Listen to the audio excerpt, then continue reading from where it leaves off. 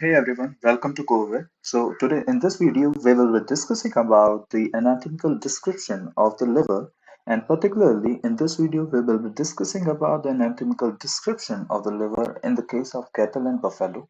And in later upcoming videos, we will be discussing about the anatomical differences in the in case of the ruminants and in the other veterinary species. So let me proceed towards the content. So, first of all, before starting any of the organ studying, you must know what is the normal positioning, what is the color of the organ, what is the weight of the organ, how many surfaces there does an organ possess, and what are the various impressions, various attachments of that particular organ. So first of all, if we talk about the liver, so liver is reddish brown in color. Okay, so the liver is a reddish brown color, and if we talk about the weight, so the weight of the liver is around 3 to 5 kg in case of the cattle. Okay, now if we further move about the liver, about the anatomical description of the liver, so first of all we will discuss about the positioning of the liver. Then we will further move to discuss about two surfaces that a liver possess. Okay, and then we will discuss about the borders that a liver have, and simultaneously while description of the liver we will also discuss about the five ligaments that a liver possess. Okay, so first of all, discussing about the positioning of the liver. So liver is situated on the right side of the abdomen, that we all know that in the normal anatomical positioning, our liver is situated at the right side of the abdomen. Okay, so now if we talk about the what is the starting position of that particular liver in a compact abdominal cavity, the liver is positioned in from the lumbocostal angle to 7 to the 8th rib. If I show you how does the liver appear to be positioned, so here in this image you can clearly see how the liver is positioned. Okay, so here you can see that if this is the lumbocostal angle and this is the level of the 7 to 8th rib. Okay, 7 to 8th rib. So liver is just placed slightly oblique in direction, right? It is not straight or tilted, it is oblique in direction. And from where to where? It is moving from the lumbocostal angle to the level of the 7 to the 8th rib, right? I hope this much is clear. So now, as we have discussed about the positioning, what we have known that it is situated on the right side of the abdomen. And what is the positioning? It is position from the lumbocostal angle to the level of the 7th and the 8th rib. And one thing you must know that the liver is in the oblique. Okay, it is positioned obliquely, not right angle, not at every angles. It is positioned obliquely in the abdominal cavity, right? Now, coming on to the surfaces, liver possesses two surfaces. Okay, so the first surface is the parietal surface, which is convex in shape, and the second surface is the visceral surface, which is concave in shape.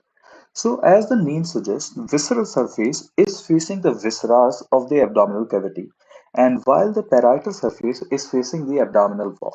Okay, so that's the very first two things you must remember about the surfaces. That the very first surface, which is the parietal surface, it is facing the abdominal wall, and the second surface, which is the visceral surface, it is facing the viscera that are present in the abdominal cavity. So the parietal surface is convex in nature. Okay, it is convex in nature, and it possesses a falciform ligament. Okay, you can clearly see in this image also. In this image, you can see there is a falciform ligament over here. Okay, which extend from the esophageal notch to the umbilical fissure. Okay, this is the umbilical fissure. This is the esophageal notch, and this falciform ligament over here, this falciform ligament over here is extending from the esophageal notch to the umbilical fissure. So that was about the falciform ligament. Now we have discussed about the positioning of the falciform ligament. Now what is the function of that particular falciform ligament? So the function of that falciform ligament is to have a contact between the liver and the diaphragm. So the function of the falciform ligament is to have a contact between the liver and the diaphragm. Okay. it gives an attachment to the liver with the diaphragm.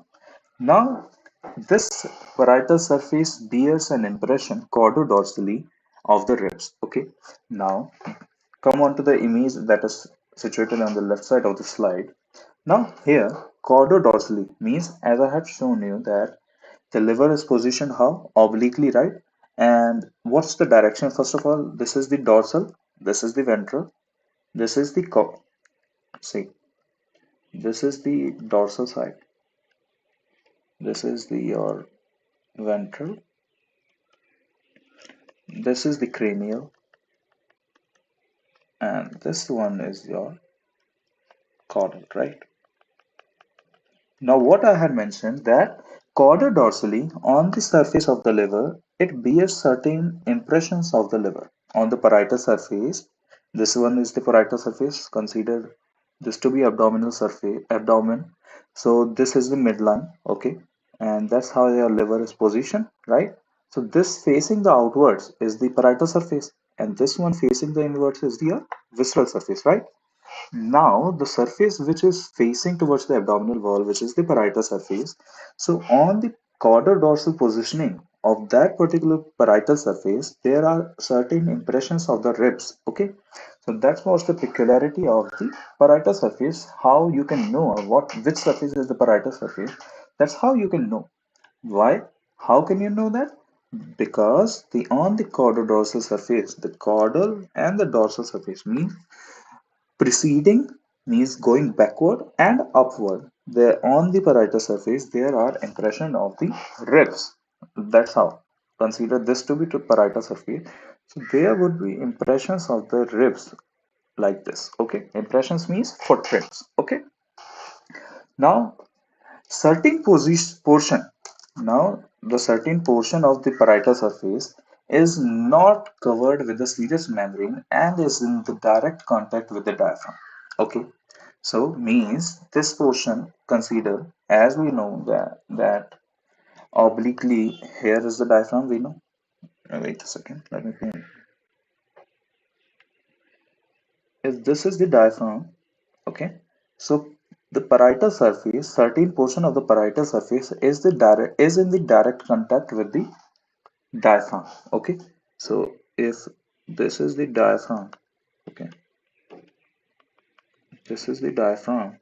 So certain portion of the parietal surface is in the direct contact with your what? Diaphragm without covering of the serous membrane. That you should know. Okay. Now this was all about the parietal surface. Now coming on to the visceral surface. So visceral surface is concave in shape, we all know, and bear impressions. So as your parietal surface is bearing certain impressions of the ribs, your visceral surface also bears certain impressions. Okay. So the very first impression is the omasal impression. I want you to come on the left side where we had a diagram. So you can clearly see on the left side that there is an omasal impression that I am encircling, right? So this impressions is present below the portal fissure. So this is the portal fissure. Okay, this is the portal fissure, and what's the portal fissure we will later know. And this is the portal fissure, and just below the portal fissure we had an omasal impression. Why these impressions are there? Actually, you all know that in a very compact space we have all our organ placed in the abdominal cavity, right? Now, due to the pressure amongst the organ, there are certain impressions that are formed on the organs, right?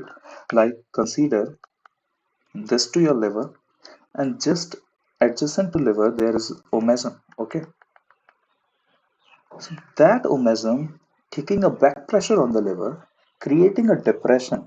Okay, creating a depression over here. This depression. Okay, this depression is formed due to the compact because all the organs are situated in a compact space. So they backpress each other, and due to the backpress of the omasum, due to the back press of that omasum, there is a formation of an impression which we all call what? Impression of the omasum, which is omasal impression. Okay, so this was the omasal impression which is situated just below the portal fissure, and it is quite a large and deep. Okay, now coming on to the reticular impression. It runs from the esophageal notch to the anterior part of the ventral border. I will discuss about the border later on, but you know that this is the ventral border. Okay, this is the ventral border. This is the picture of the parietal surface, the above one. This is the parietal one, parietal view, and this is the visceral one. Okay. Now on the parietal surface, you can see that here it is the what ventral border. Okay. So from where the reticular impression runs. So this is the esophageal notch over here. Okay. So from the esophageal notch, just below the esophageal notch to be precise. So just below the esophageal notch, it will extend to the anterior part of the ventral border like this. Okay. It will extend just below to the anterior part of the ventral border, right? Anterior means facing the cranium, okay, cranial part. So this is the, let me clear this stuff. So if this is the cranial part, so, and this is the ventral border, we all know. So the anterior means facing the cranium, right? Is facing towards the cranium, right? So the anterior part of the ventral border.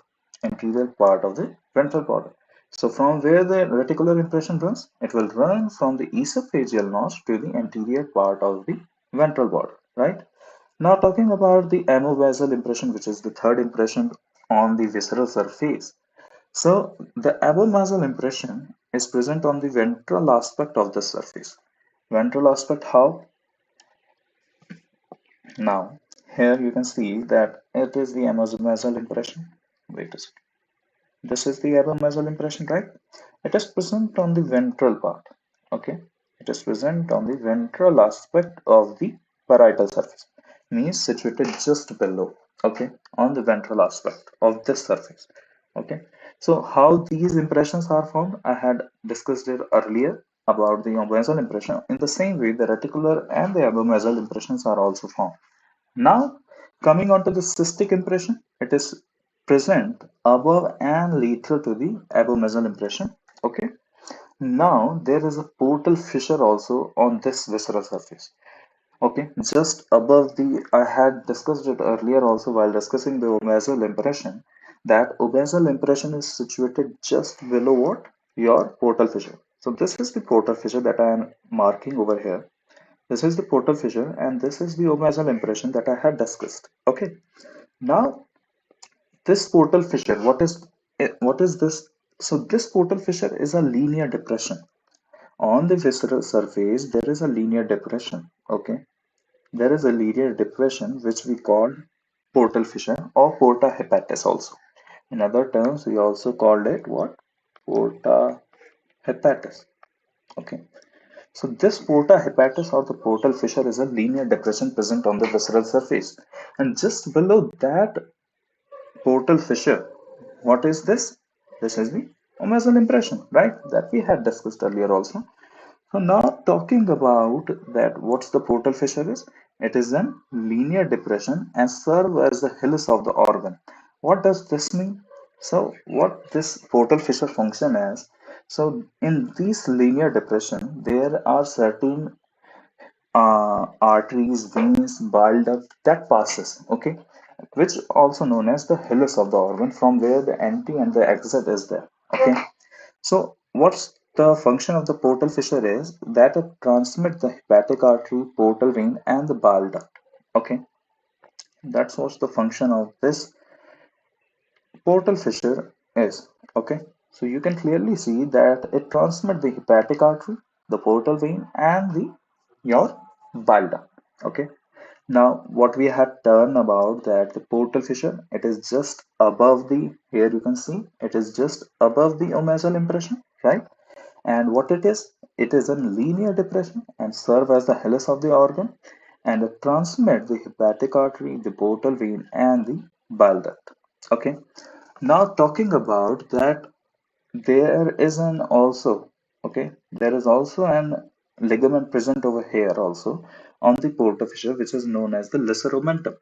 Now, what is this lesser omentum? The lesser omentum extends from the esophageal notch, okay? It extends from the esophageal notch to the portal fissure. What's the function of this lesser omentum is that it attaches the liver with the omasum the pyloric end of the abomasum, and the part of the duodenum and pancreas. Okay, I hope that function of this lesser omentum is clear. First of all, it will extend from the esophageal notch to the portal fissure. And what's the function is that it attaches with the omasum. It attaches the liver with the omasum. The pyloric end, there are several ends of the abomasum, we all know. And then it attaches the pyloric end to the abomasum and the part of certain part of the duodenum and the pancreas. Okay, so that was the function of the lesser omentum. Okay, it will attach to the abomasum, omasum, pancreas, and the duodenum. Right? Now, coming on to discussing about the borders. Okay.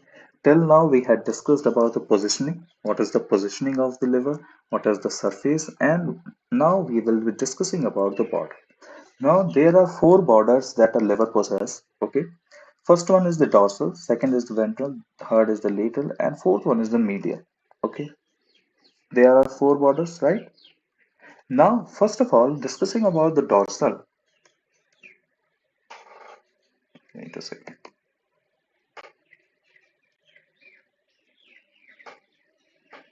So here you can see that this portion is the dorsal border.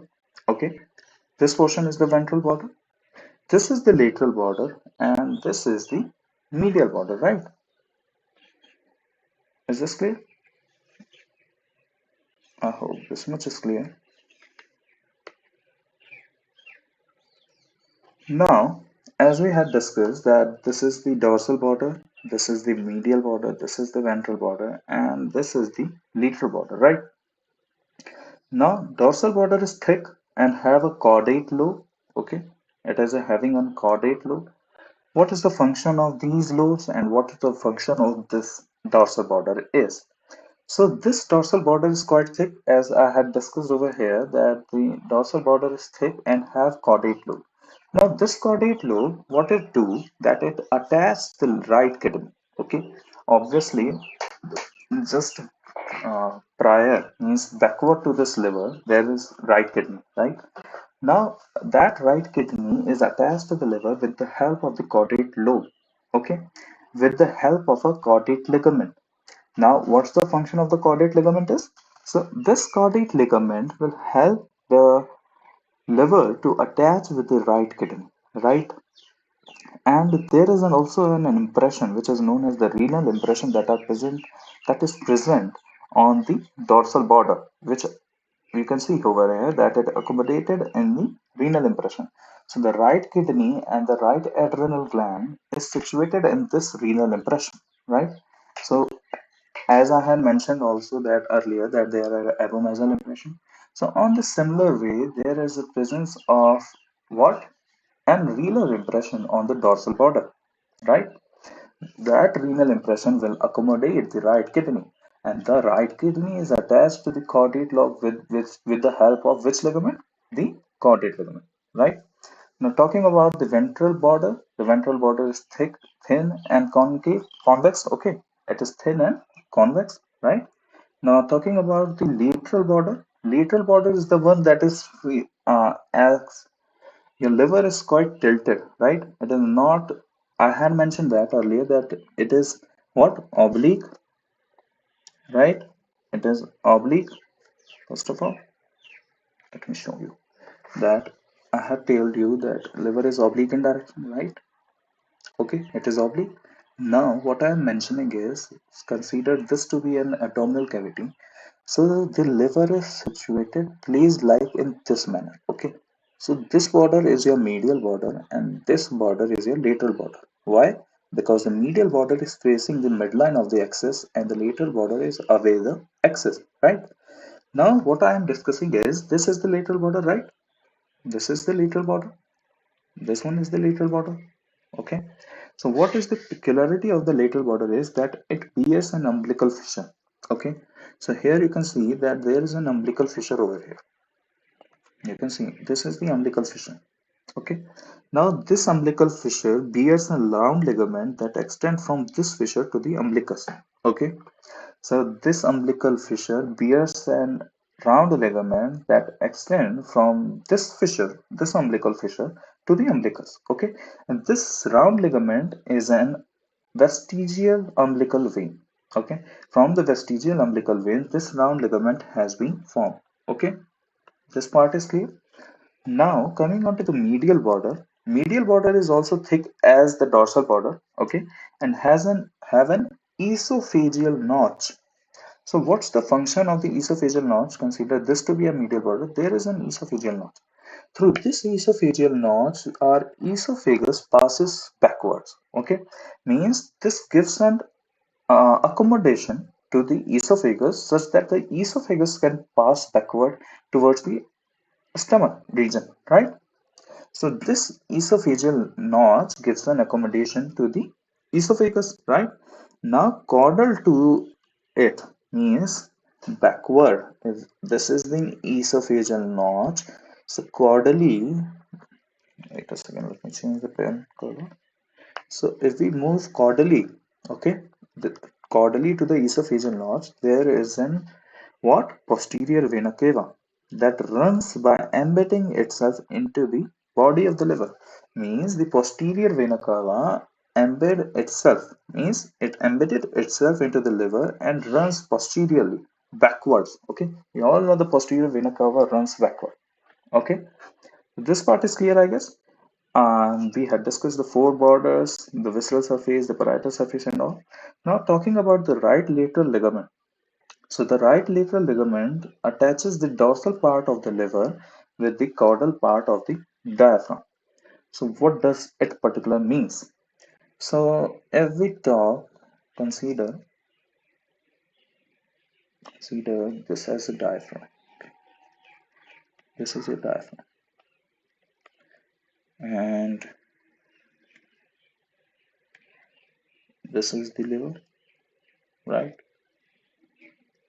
So now this is the caudal part of the diaphragm, and this attaches with the dorsal part of the liver. So that's what the sentence mean. The right lateral ligament, it attaches the dorsal part, means this part of the liver is attached to the caudal part of the diaphragm. That's what the line signifies. Okay, I hope this much is clear to you all. Now, this was all about the liver. We had discussed about the several things, that there are two surfaces, there are four borders, and several impressions are present on the visceral surface. Also, in the portal fissure, there are lymph node are also present. Okay, this portal fissure bears a lot of things. Okay, it bears a hepatic artery, portal vein, bile duct, lymph nodes. So it serves as a hilus that I had also mentioned earlier. So this was all about the liver. And if you had any doubt, you can mention down below in the comments. Okay. So I hope that you have been clear with the liver. And in the very next video, we will be discussing about several veterinary species, the liver of the several veterinary species. So revising it once more, that its position is from the right side of the abdomen, lumbar member to the seventh to eighth level.